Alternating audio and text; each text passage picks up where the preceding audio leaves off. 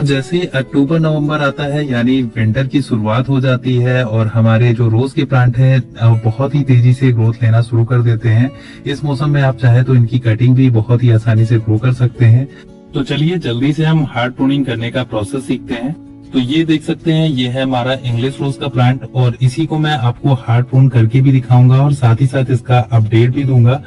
गुलाब के प्लांट को hard prune करने के लिए हमें एक साफ कटर चाहिए और उसके बाद आपको गुलाब की जो ब्रांचेस हैं वो काफी नीचे से काटना होता है। इसी प्रोसेस को हार्ड प्रूनिंग कहा जाता है। इसके जरिए जब हमारे प्लांट पे न्यू ग्रोथ होती है तो वो काफी हेल्दी ब्रांचेस आती हैं, इसीलिए हमें हार्ड प्रून करना बहुत ही जरूरी होता है। तो चलिए अब हम सारी ब्रांचेस को हार्ड प्रून कर लेते हैं।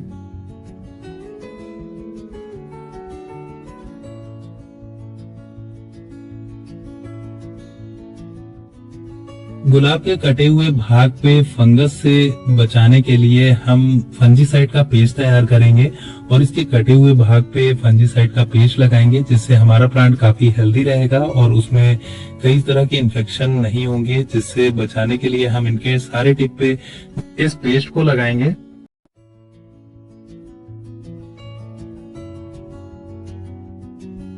तो ये हमारा हार्ड प्रूनिंग का प्रोसेस कंप्लीट हो चुका है। देख सकते हैं बगल में मैंने एक और प्लांट रखा हुआ है। इसको मैंने 15 दिन पहले हार्ड प्रून किया था और इनकी प्रूनिंग के बाद आप देख सकते हैं बहुत ही अच्छी ग्रोथ हो रही है।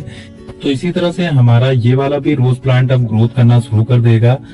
हार्ड प्रून के बाद अब मैं आपको इसमें फर्टिलाइजर कैसे दें उसका भी प्रोसेस बता देता हूँ, ताकि आपका प्लांट ज्यादा अच्छे से ग्रोथ ले सके।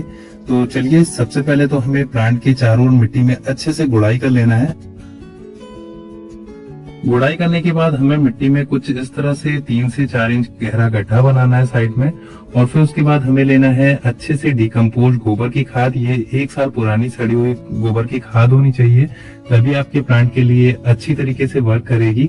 तो हमने कुछ इस तरह से गोबर की खाद दे दी है और अब हम लेंगे थोड़ा सा नीम की खली। तो कुछ इस तरह से आपको नीम की खली लेना है। इससे हमारे जो रूट्स हैं उसमें किसी भी तरह से फंगल इन्फेक्शन या किसी भी तरह के इंसेक्ट नहीं लगते हैं। तो नीम की खली एज अ फर्टिलाइजर और जो इंसेक्टिसाइड है उसका भी काम करती है। और अब हम साथ ही साथ अगला जो फर्टिलाइजर है वो रोज मिक्स फर्टिलाइजर लेंगे। इसमें कई तरह के न्यूट्रिशन के लिए फर्टिलाइजर होते हैं, जिसमें बोन मील वगैरह होता है, जो कि हमारे प्लांट को अच्छे से ग्रोथ करने में मदद करता है। तो ये रोज मिक्स फर्टिलाइजर आपको नर्सरी में आसानी से मिल जाता है। आप किसी भी नर्सरी में, लोकल नर्सरी में जाके मांग सकते हैं, वहां पे आपको मिल जाएगा।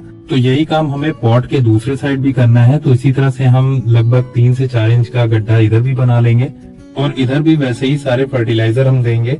और इस तरह से हमारा फर्टिलाइजर देने का प्रोसेस कंप्लीट हो चुका है। तो हमने रोज प्लांट को हार्ड प्रून भी कर लिया और फर्टिलाइजर भी दे दिया, और अब हम इनको अच्छे से पानी देंगे ताकि जो रूट्स हैं उनको अच्छे से न्यूट्रिशन मिल सके।